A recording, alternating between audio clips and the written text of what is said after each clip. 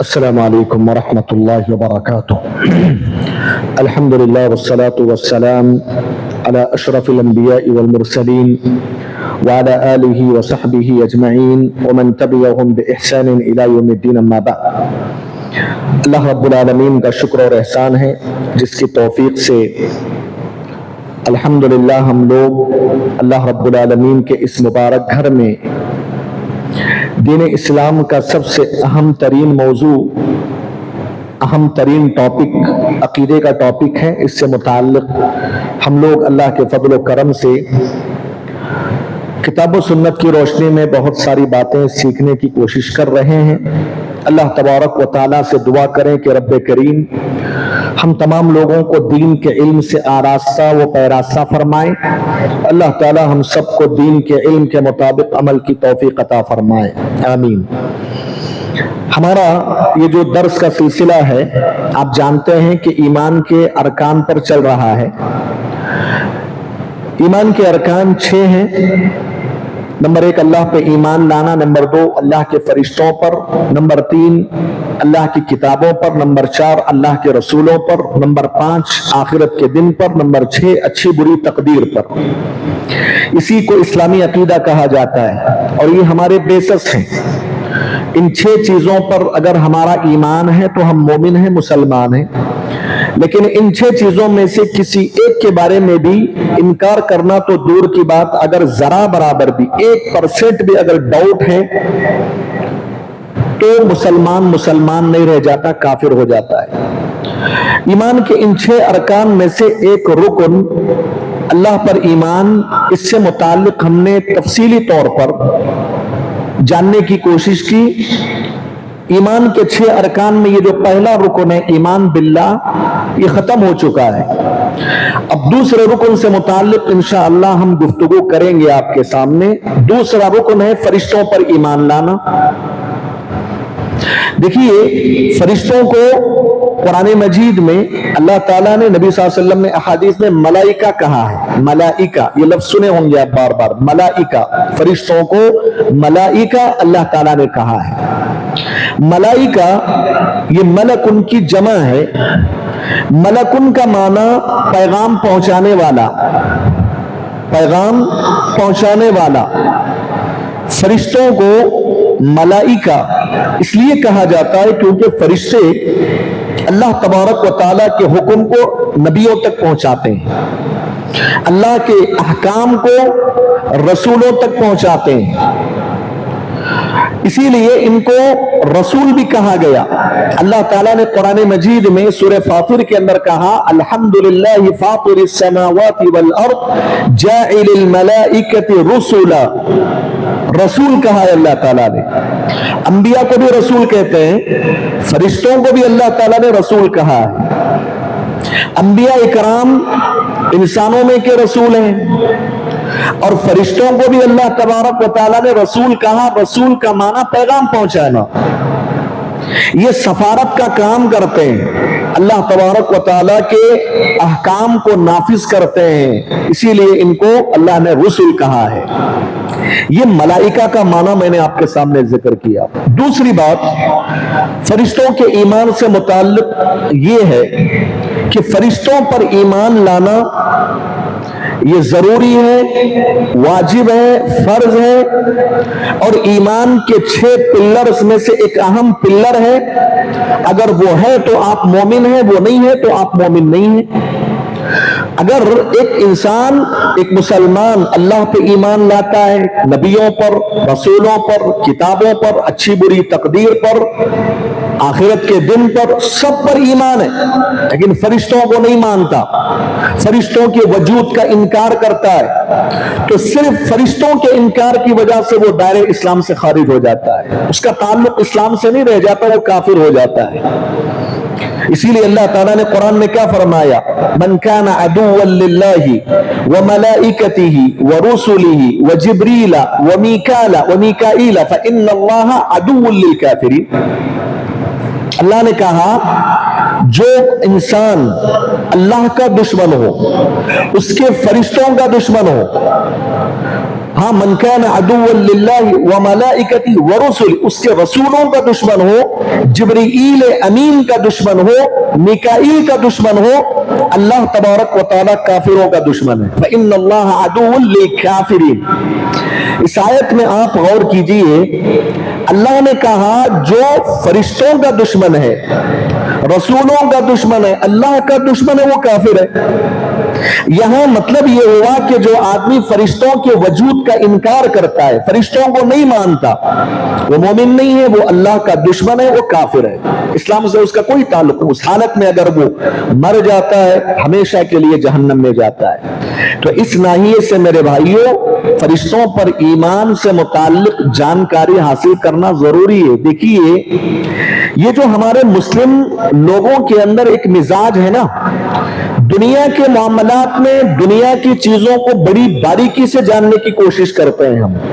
فلاں سیاسی آدمی کیا بول رہا ہے، کیا چل رہا ہے، فلاں ملک میں کیا کیا سیاسی حالات چل رہے ہیں، بڑی باریکی سے جاننے کی کوشش کرتے ہیں، لیکن دین کے معاملے میں تھوڑا باریک میں جائیں گے بور ہو جائیں گے، سمجھ میں بور ہو جاتا ہے لوگوں کو۔ ہاں سیکھنے کا جذبہ نہیں ہے، سمجھنے کا جذبہ بہت کم۔ وہی جو پروگرامز ہمارے ہوتے ہیں، جمعہ کے خطبے میں موٹی موٹی باتیں ہوتی ہیں۔ شیخ الاسلام امام ابن تیمیہ رحمہ اللہ کہتے ہیں ایمان کا مسئلہ بڑا نازک ہے، بڑا حساس مسئلہ ہے۔ اگر مسلمان اوپر کی باتوں کو جانے گا ایمان کے بارے میں، اس کا ایمان کبھی بھی ڈگمگا سکتا ہے، کبھی بھی وہ شک اور شبہ کا شکار ہو سکتا ہے۔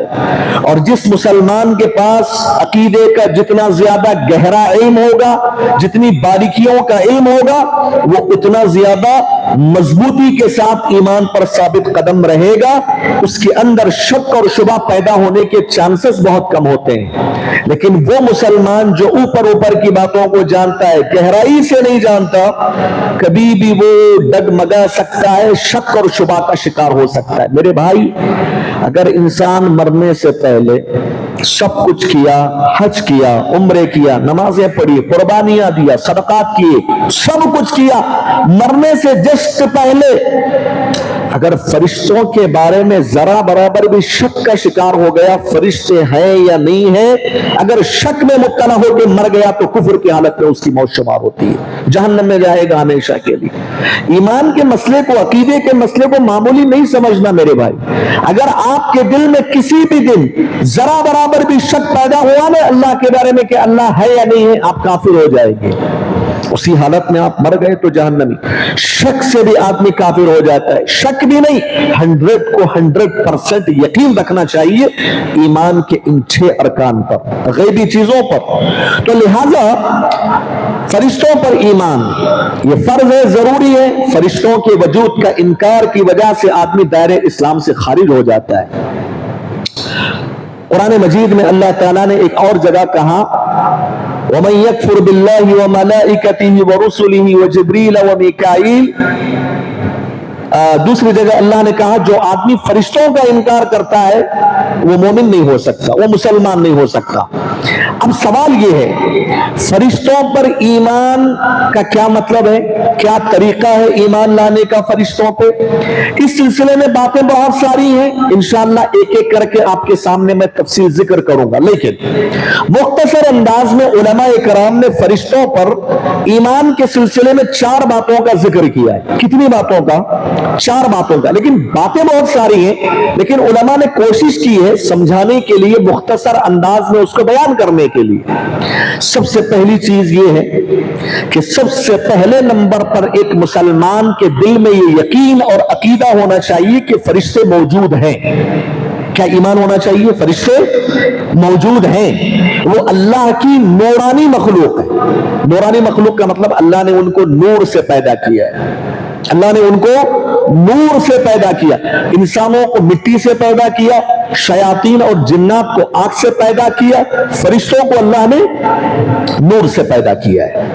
तो अल्लाह तबारक, फरिश्ते मौजूद हैं, उनकी शख्स, वो मखलूक मौजूद है, वो नूरानी मखलूक है, और अल्लाह रब्बुल आलमीन की जरा बराबर भी वो नाफरमानी नहीं करती। सुबह शाम अल्लाह की फरमा बरदारी में लगी हुई है। हमारी तरह गुनाह नहीं करते फरिश्ते, हमारी तरह वो अल्लाह की नाफरमानी नहीं करते। उनके अंदर अल्लाह ने वो चीज रखा ही नहीं है नाफरमानी की, सिर्फ एक ही चीज है उनके अंदर, क्या? अल्लाह की फरमा बरदारी, अल्लाह की इताअत, अल्लाह के सामने झुकना, अल्लाह जो भी बोल रहे कर रहे हैं, लगे हुए हैं बस उसी में।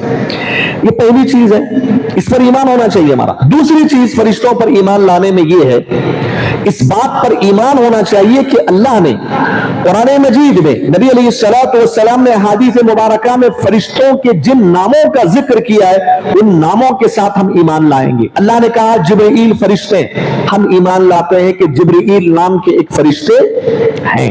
अल्लाह ने कहा मिकाईल है, हम कहेंगे कि मिकाईल के नाम से एक फरिश्ते हैं। अल्लाह ने, प्यारे नबी ने अहादीस में इसराफील का जिक्र किया, हम ईमान लाते हैं कि इसराफील के नाम से कौन है? एक फरिश्ते। इस तरीके से किताबों सुन्नत के अंदर फरिश्तों के जिन नामों का जिक्र आया, उन नामों के साथ हम ईमान लाएंगे। और दूसरी बात, जिन नामों का जिक्र नहीं है कुरान और हदीस में, उन फरिश्तों पर भी हम ईमान लाएंगे। फरिश्ते बहुत ज्यादा हैं, इतनी तादाद में है जिन तादाद का इल्म अल्लाह ने न किसी इंसान को दिया न किसी नबी को दिया, सिर्फ अल्लाह जानता है। बेशुमार, आगे बात आएगी फरिश्तों की तादाद का अंदाजा लगाने के लिए कुछ हदीसें मैं आपके सामने जिक्र करूंगा, आप उससे अंदाजा लगा सकते हैं कि फरिश्तों की तादाद बहुत है, बहुत है, बहुत है। हम नहीं जानते उतनी तादाद, अल्लाह जानता है, गिनती में हम शुमार नहीं कर सकते उसको। हम इतना यकीन रखते हैं कि बहुत ज्यादा है फरिश्ते। तो मोहतरम हज़रात, ये दूसरी बात है कि जिन नामों के साथ फरिश्तों का जिक्र आया है कुरान हदीस में, उन नामों के साथ हम ईमान लाएंगे। जिनके नाम का जिक्र नहीं आया, उन पर भी हम ईमान लाएंगे। ये दूसरी चीज हो गई।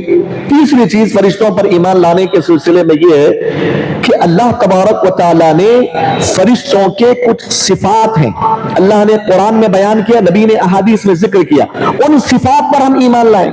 मिसाल के तौर पर फरिश्तों की एक सिफत अल्लाह ने यह बयान किया कि फरिश्तों को अल्लाह ने पर दिया है। क्या दिया है? पर, जिससे वो उड़ते हैं, हम ईमान रखते हैं। मैंने एक एग्जांपल दी। इस तरीके से अल्लाह ने कई सिफात का जिक्र किया फरिश्तों का। आज के दर्स में मैं इंशाअल्लाह लाऊंगा वो बात, उन सिफात पर हम ईमान लाएंगे।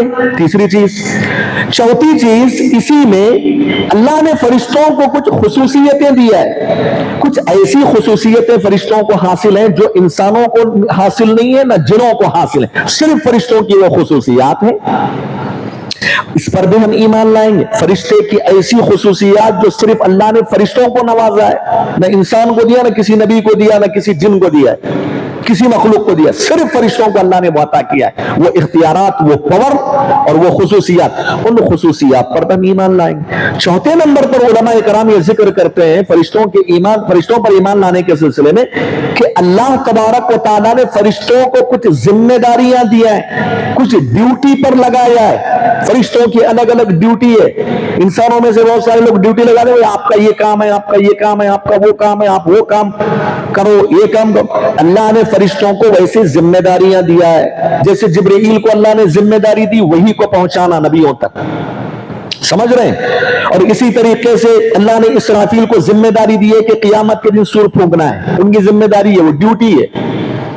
कुछ फरिश्तों को अल्लाह ने यह जिम्मेदारी दिया कि इंसानों की हिफाजत करो, बच्चों की हिफाजत करो। फरिश्ते बच्चों की हिफाजत कर दे। जो आयतल कुर्सी पढ़ के सोता है रात में, एक फरिश्ता उसकी निगरानी करता है, निगहबानी करता है। ये जिम्मेदारी अल्लाह ने दिया है फरिश्तों को, वो निभा रहे, जरा भी कमी नहीं करते उसमें, वो लगे हुए। तो ये फरिश्तों की कुछ जिम्मेदारियां हैं, काम है, उसका जिक्र आगे आएगा। तो इन कामों पर भी ईमान लाएंगे हम, समझ रहे। तो ये चार चीजों को उलमा कराम ने शॉर्टली जिक्र किया है। میرے بھائی یہ چاروں چیزوں پر جتنا زیادہ آپ نالج حاصل کر کے ایمان لائیں گے فرشتوں پر اتنا ایمان مضبوط ہوگا. اور یاد رکھو فرشتوں پر ایمان لانے کے فوائد، اس کے ثمرات، اس کے بینیفٹس کیا ہیں میں آگے ذکر کروں گا.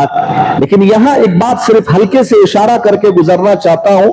فرشتوں پر ایمان کا تعلق نا ہمارے زندگی کے سکون سے، ہمارے زندگی کی ترقی سے. ایسا نہیں ہے کہ صرف یہ ایمان کا تعلق ہم نے ایمان رکھا. فرشتوں پر ایمان جتنا زیادہ مضبوط ہوگا نا آدمی کا اتنا زیادہ وہ زندگی میں سکون اور اطمینان کے ساتھ رہے گا، اور وہ اتنا زیادہ دنیا اور آخرت کی بھلائیوں سے ہمکنار ہوگا. اس کا ذکر آگے آئے گا. تو یہ مت سمجھنا کہ اس کا تعلق صرف ایمان سے نہیں، ہماری زندگیوں سے، ہمارے اعمال سے اس کا تعلق ہے. تو بہرحال یہ چار چیزیں علماء کرام نے فرشتوں پر ایمان لانے کے سلسلے میں ذکر کی. چار چیزوں پر ایمان لانا بیسکلی طور پر یہ جو ہے جاننا، اس کا علم رکھنا ضروری ہے. اہل علم کہتے ہیں ایک مسلمان کے لیے فرشتوں پر ایمان لانے میں کس حد تک یا کتنا ایمان لانا ضروری ہے، واجب. اب دیکھو یہ چار چیزیں ہر مسلمان کو یاد ہیں کیا؟ یاد نہیں ہے نا؟ یاد نہیں ہے.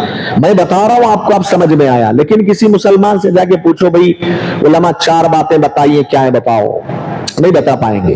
تو کیا وہ مومن نہیں ہے؟ کیا وہ مسلمان نہیں ہے؟ یہ چار چیزیں جو میں نے ذکر کیا، اگر ان چار چیزوں پہ ذہن میں رکھ کے آپ ایمان رکھتے ہیں تو یہ بہت اچھی بات ہے. لیکن کم از کم کتنا علم ہونا چاہیے فرشتوں کے بارے میں؟ جس ایمان کی بنیاد پر آدمی مسلمان رہتا ہے کم از کم اتنا تو ایمان ہونا چاہیے. کم از کم کی بات، کم از کم علماء کرام یہ بتاتے ہیں کہ اتنا ایمان ہونا چاہیے کہ فرشتے موجود ہیں، وہ اللہ کی نورانی مخلوق ہیں اور اللہ کی اطاعت و فرما برداری میں لگے ہیں. اتنا تو کم از کم ایمان ہونا چاہیے. چاہے وہ عالم ہو، اسٹوڈنٹ ہو، تاجر ہو، کوئی بھی آدمی ہو، اس کے لیے اس کے دل میں اتنا تو یقین ہونا چاہیے کہ فرشتے موجود ہیں، وہ نورانی مخلوق ہے، اللہ کی اطاعت میں لگے. کم از کم اتنا تو ایمان ہونا چاہیے. اس کے علاوہ جو تفصیلات میں آپ کے سامنے ابھی ذکر کروں گا وہ ایمان لائیں گے، ان باتوں کو جانیں گے، آپ کے لیے اتنا ہی فائدہ ہے، آپ کے لیے اتنے ہی زیادہ بینیفٹس ہیں. لیکن کم از کم میں نے جیسا کہ بتایا فرشتوں کے وجود پر، اس کے نورانی مخلوق ہونے پر ہمارا ایمان ہونا چاہیے، ہر مسلمان کا ایمان ہونا چاہیے. آج میں مختصر انداز میں آپ کے سامنے ایک ایک چیز لے کے چلتا ہوں جو فرشتوں سے متعلق کتاب و سنت کے اندر آئی ہیں. باتیں بہت ساری ہیں لیکن مختصر انداز میں آپ کے سامنے تھوڑی تھوڑی باتیں ذکر کروں گا انشاءاللہ. آج میں آپ کے سامنے یہ ذکر کرنے جا رہا ہوں، اس بیسکلی جو باتیں تھیں وہ ذکر کرنے کے بعد جیسا کہ میں نے بتایا کہ فرشتوں پر ایمان لانے میں یہ چیز بھی ہے کہ ان کے صفات پر ایمان لانا چاہیے. اللہ نے ان کو کچھ کوالٹی دیا ہے، کچھ صفات ہیں ان کے، ان صفات پر ایمان لانا ہے. اب کیا صفات ہے فرشتوں کے؟ قرآن مجید کا مطالعہ بتاتا ہے کہ کچھ اللہ نے صفات سے متصف کیا ہے فرشتوں کو. سب سے پہلی صفت فرشتوں کی یہ ہے کہ فرشتے بہت زیادہ طاقتور مخلوق، پاور والی مخلوق. اللہ نے بڑی طاقت دیا ان کو، بڑے مضبوط ہوتے ہیں فرشتے. دلیل کیا ہے اس کی؟ قرآن مجید میں اللہ نے کہا علیہا ملائکۃ غلاظ شداد. اللہ تعالیٰ جب جہنمی لوگوں کو جہنم میں داخل کرے گا نا تو جہنم میں سخت دل اور مضبوط قسم کے فرشتے مقرر ہوں گے ان پر، ان کو سزا دینے کے لیے، ان کو عذاب دینے کے لیے اللہ کی طرف سے. یہاں لفظ کیا استعمال کیا اللہ نے؟ غلاظ شداد. وہ سخت دل والے ہوں گے، طاقتور ہوں گے. دوسری جگہ اللہ تعالیٰ نے قرآن مجید میں جبرائیل امین کے بارے میں کہا ذی قوت عند ذی العرش مکین. ذی قوت کا مطلب قوت والے فرشتے، طاقت والے، پاور والے. ذی العرش، عرش والے کے پاس، عرش والے کے پاس اللہ کے پاس. اور مکین، مکین کا بڑے بلند مقام ہے. جبرائیل کا مقام نا دوسرے فرشتوں کے مقابلے میں اللہ کے پاس زیادہ ہے. نبی صلی اللہ علیہ وسلم انبیاء میں سردار ہیں، فرشتوں کے سردار کون ہیں؟ جبرائیل علیہ السلام. سمجھ رہے ہیں؟ جبرائیل کیا قرآن مجید میں دوسری جگہ اللہ نے کہا مطاع ثم امین. اللہ بہت بڑی بات اللہ نے کہا جبرائیل کے بارے میں، مطاع ثم امین. اللہ کے پاس جو ہے وہ ایسی شخصیت ہے، جبریل امین ایسی ذات، ایسی مخلوق ہے، ان کی بات مانی جاتی ہے، اللہ کے پاس ان کی بات مانی جاتی ہے، مطاع ثم امین امانت دار۔ تو یہ جبریل کے بارے میں اللہ نے کہا بہت طاقت والے ہیں، اس سے معلوم ہوا کہ فرشتے بڑے طاقت والے، قوت والے ہوتے ہیں۔ وہ حدیث بھی آپ کے ذہن میں ہونا چاہیے۔ پہلے نبی صلی اللہ علیہ وسلم کو جب طائف والوں نے پتھروں کی بارش برسائی، سزائیں دی، اتنا تکلیف پہنچایا کہ خون بہنے لگا، آپ کے جوتوں میں جمع ہو گیا، کرتے تھے میں آپ جو ہے باغیچے میں بیٹھ گئے تھک کے تکلیف میں۔ اس وقت جبریل امین نے کہا کہ اللہ کے نبی آپ اجازت دیجیے پہاڑوں کا فرشتہ حاضر، اگر آپ نہ بولیے یہ طائف والوں کو دو پہاڑوں کے درمیان رکھ کے پیس دے گا وہ فرشتہ۔ اس سے کیا معلوم ہوا؟ دو پہاڑوں کے درمیان پیس دے گا، مطلب طاقت اتنی اللہ نے دیا ہے فرشتوں کو۔ ارے وہ اللہ کا عرش اٹھائے ہوئے ہیں، اللہ کا عرش اٹھائے ہوئے ہیں فرشتے، معلوم آپ کو؟ تو اللہ نے سب سے پہلی صفت یہ ہے فرشتوں کی، وہ بڑی طاقت والے ہیں، قوت والے ہیں۔ دوسری صفت، اللہ تبارک و تعالیٰ نے فرشتوں کو بڑے بڑے جسموں والا بنایا، بڑے جسم ہیں ان کے، بڑی مخلوق ہے وہ اللہ تعالیٰ کی، سمجھ رہے ہیں؟ حضرت عائشہ صدیقہ رضی اللہ عنہا فرماتی ہیں پیارے نبی صلی اللہ علیہ وسلم نے جبریل امین کو اپنی پوری زندگی میں صرف 2 مرتبہ ان کی اصل حالت میں دیکھا۔ کتنی مرتبہ؟ 2 مرتبہ ان کی اصل حالت میں۔ جبریل اکثر کیا کرتے تھے، ایک صحابی رسول جن کا نام دحیہ کلبی تھا، ان کی شکل میں آتے تھے، ان کی شکل میں آتے تھے، انسان صحابی کی شکل میں آتے تھے، اللہ کے نبی کے پاس نہیں گئے۔ لیکن جبریل امین کو اللہ کے نبی نے 2 مرتبہ ان کی اصل روپ میں، ان کی اصل حالت میں دیکھا۔ ایک مرتبہ اس وقت جب سورۃ المدثر کی آیتیں نازل ہو رہی تھی، یا ایھا المدثر قم فانذر وربک، تو اس سچویشن کو مائیں عائشہ صدیقہ رضی اللہ عنہا کی الفاظ میں بیان کرتی ہیں، کہا کہ پہلے نبی صلی اللہ علیہ وسلم نے فرمایا کہ میں نے جبریل امین علیہ السلام کو ان کی اصل حالت میں 2 مرتبہ دیکھا۔ میں نے انہیں دیکھا کہ آسمان سے اترتے ہوئے، جبریل کو آسمان سے اترتے ہوئے دیکھا تو ان کا جسم، ان کا جسم، جبریل امین کا جسم آسمان سے لے کر زمین تک وصول، اللہ، آسمان سے لے کر زمین تک۔ پہلے حدیث میں آتا ہے کہ پہلے نبی نے سر اٹھایا جبریل کو دیکھی، اللہ۔ حضرت عبداللہ بن مسعود رضی اللہ عنہ فرماتے ہیں، بعض علماء نے اس اثر کو صحیح قرار دیا، کہتے ہیں کہ رسول اللہ صلی اللہ علیہ وسلم نے جب جبریل امین کو علیہ السلام کو ان کی اصل صورت میں دیکھا، ان کے 600 پر تھے۔ کتنے پر؟ 600 پر تھے، 600 پر جبریل، سب سے زیادہ اللہ نے پر دیا، 600 پر۔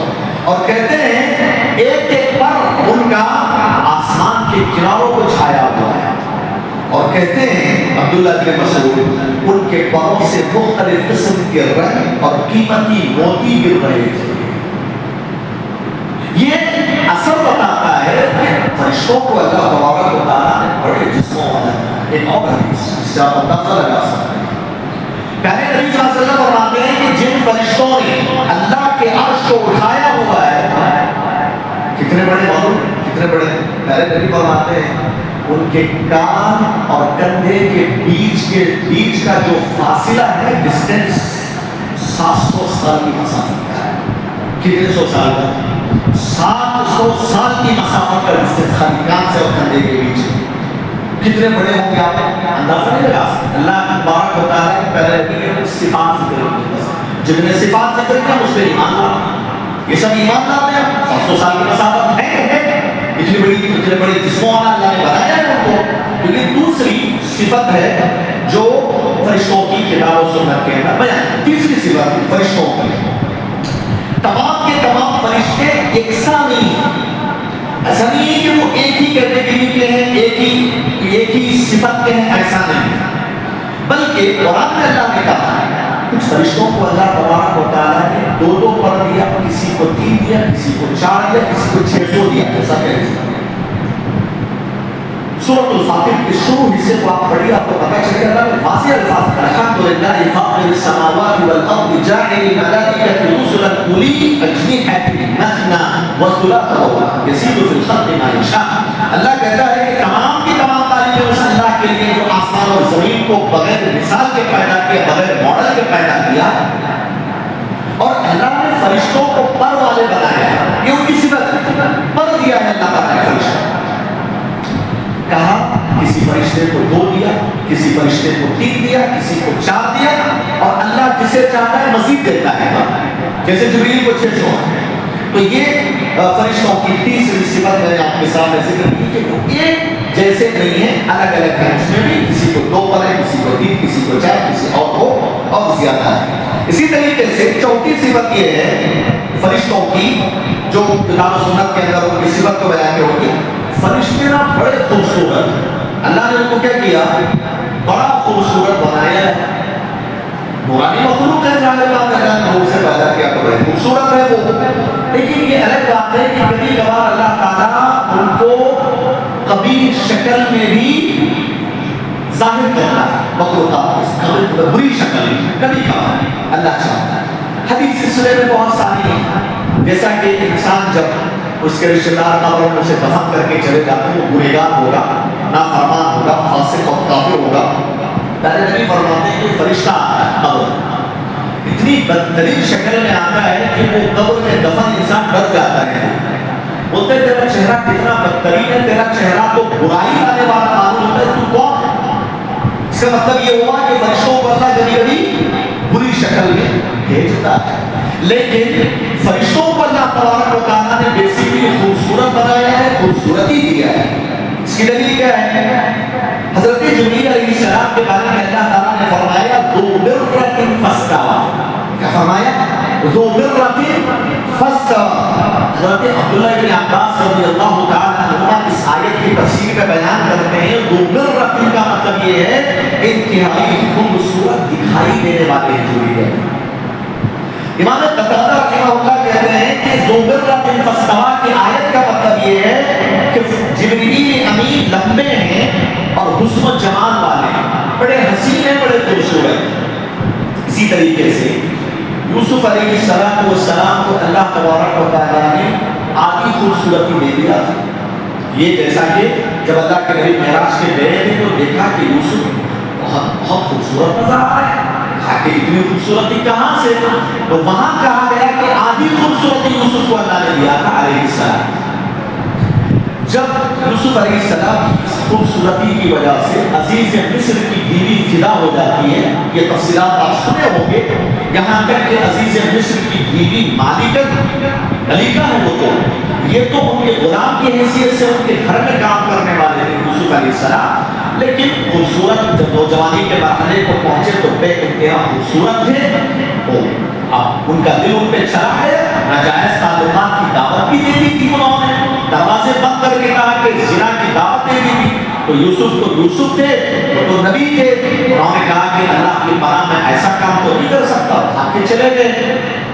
اب جب یہ بات جب کھل گئی، مصر کی خواتین میں عام ہو گئی، تو مصر کی خواتین جو ہے گفتگو کرنا شروع کر دیے کہ ارے یہ عجیب ہے، عزیز مصر کی بیوی ہے، بادشاہ کی بیوی ہے، اپنے غلام کے ساتھ ایسا کرنے لگ گئی، ویسا کرتے ہیں نا عورتیں بات۔ تو اب اس کی بھی شان کا مسئلہ تھا، عزت کا مسئلہ تھا، عزیز مصر کی بیوی کا میرے بارے میں سب غلط باتیں چل رہی ہیں، تو اس نے کیا کہا، بھائی یوسف پر میں جو فدا ہوئی ہوں ایسے ہی ہوئی ہوں، ان کی خوبصورتی ویسی ہے۔ تو اس کا امتحان لینے کے لیے انہوں نے کیا کیا، یوسف سے کہا کہ بن سور کے آنا، اور خواتین کو بلایا، دعوت دی اپنے محل میں، کہا کہ چاقوؤں کو لے کر دے دیا ان کو، یوسف آئے تو تم اپنے پھل کو کاٹنا شروع کر دینا۔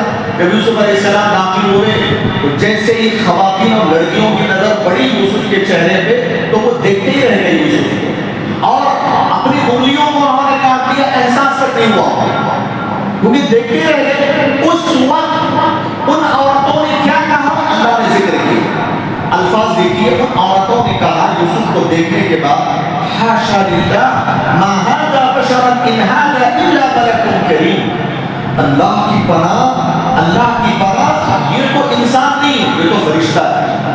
کیا کہا انہوں نے؟ یہ تو انسان نہیں معلوم ہوتا، یہ تو فرشتہ ہے، فرشتہ معزز فرشتہ معلوم ہوتا ہے. کیا سمجھ میں آیا اس سے؟ یہ سمجھ میں آیا کہ اس وقت کی عورتوں کو یہ پتا تھا، انہوں نے پڑھا تھا، انبیاء سے سمجھا تھا کہ فرشتوں کی جماعت بے انتہا خوبصورت ہے. اسی لیے یوسف علیہ السلام کو کس سے تشبیہ دی؟ فرشتوں سے، کیونکہ فرشتے اتنے زیادہ خوبصورت ہیں. اس سے معلوم ہوا کہ فرشتے جو ہے اللہ تعالیٰ نے بڑے ان کو خوبصورت بنا. ایک اور حدیث پیارے نبی صلی اللہ علیہ وسلم فرماتے ہیں جب ایک مومن کے مرنے کا وقت قریب آتا ہے تو اللہ تبارک و تعالیٰ کی طرف سے اس کے فرشتے اس کے ارد گرد بیٹھ جاتے ہیں، انتظار کر رہے ہوتے ہیں ملک الموت کا. جیسے ہی روح نکالے وہ روح کو دے دے. پیارے نبی فرماتے ہیں اتنے فرشتے کہ جتنی نظر اس کی پہنچ رہی ہوتی ہے اتنی تعداد میں فرشتے حاضر ہوتے ہیں. پیارے نبی فرماتے ہیں ان کے صفات کو بیان فرمایا. اس میں ایک صفت اللہ کے نبی نے بیان فرمائی، جو فرشتے آتے ہیں نا مومن کی وفات کے وقت، ان کے چہرے اتنے سفید ہوتے ہیں سورج کی طرح چمک رہے ہوتے ہیں، سورج کی طرح کأن وجوہہم الشمس. سمجھ میں کتنے خوبصورت اللہ تعالیٰ نے فرشتوں کو بنایا ہے. یہ حدیث کی اس بات کی دلیل ہے. اسی طریقے سے 5 صفات فرشتوں کی یہ ہے کہ فرشتے بڑے معزز ہیں، بڑے عزت والے، بڑے مکرم ہیں، پاک باز. اللہ نے کہا بِأَيْدِي سَفَرَةٍ كِرَامٍ بَرَرَةٍ. یہ جو فرشتے ہیں یہ یعنی یہ جو لوح محفوظ ہے، لوح محفوظ یہ معزز فرشتوں کے ہاتھوں میں. بِأَيْدِي سَفَرَةٍ كِرَامٍ بَرَرَةٍ. اللہ نے ان کے صفات کو یہ بیان کیا جو معزز ہیں، پاک باز ہیں. اسی طریقے سے فرشتوں کی ایک صفت اللہ نے یہ بھی بیان کیا کہ فرشتے بہت زیادہ علم رکھتے ہیں. اللہ نے بڑا علم دیا ہے. جبریل امین کے بارے میں اللہ نے کہا علمہ شدید القوہ. یہ جبریل وہ ہیں جو پہلے نبی صلی اللہ علیہ وسلم کو علم سکھایا. کس بات کا علم سکھایا جبریل نے نبی کو؟ قرآن کا علم. اللہ تعالیٰ کی طرف سے قرآن لے کر آتے تھے، جبریل امین پہلے نبی کو دیتے تھے، یہاں تک کہ قرآن کی تفسیر اللہ کے نبی صلی اللہ علیہ وسلم کو بتاتے تھے اللہ کے حکم سے. امام طبری رحمہ اللہ فرماتے ہیں محمد صلی اللہ علیہ وسلم کو یہ قرآن جبریل امین علیہ السلام نے سکھایا ہے. اس سے معلوم ہوا کہ جبریل تعلیم و تعلم کے وصف کے ساتھ متصل ہے. تو محترم حضرات، یہ کتاب و سنت کی روشنی میں نے فرشتوں کے کچھ صفات ذکر کیا ہے. ان صفات پر ایمان لانا ایک مسلمان جب سنتا ہے صحیح حدیث کی روشنی میں یہ فرشتوں کی صفت ہے تو پھر اس پر ایمان لانا ضروری ہے. اس کے بارے میں پھر ڈاؤٹ نہیں کر سکتا. اگر وہ صحیح حدیث سے ثابت ہے اور قرآن سے ثابت ہے اس میں پھر ڈاؤٹ کی کوئی گنجائش نہیں رہ جاتی. سمجھ رہے ہیں؟ جب قرآن سے بات آ گئی، صحیح حدیث سے فرشتوں کی کوئی صفت آ گئی، اس پر ایمان لانا ہی لانا ہے. اب جان لینے کے بعد آپ ڈاؤٹ کرتے ہیں تو پھر آپ کا ایمان تزلزل ہوگا، ڈگمگائے گا. یہ کچھ باتیں میں نے آپ کے سامنے آج کے درس میں ذکر کی ہیں فرشتوں کے. اگلے درس میں انشاءاللہ میں آپ کے سامنے فرشتوں کی خصوصیات کے بارے میں بتاؤں گا کہ فرشتوں کو اللہ نے جو خصوصیت دی ہے نا وہ بھی سننے کے قابل ہے، سمجھنے کے قابل ہے. سمجھ رہے ہیں؟ تو انشاءاللہ اگلے درس میں فرشتوں کی خصوصیت کے حوالے سے بات ہے.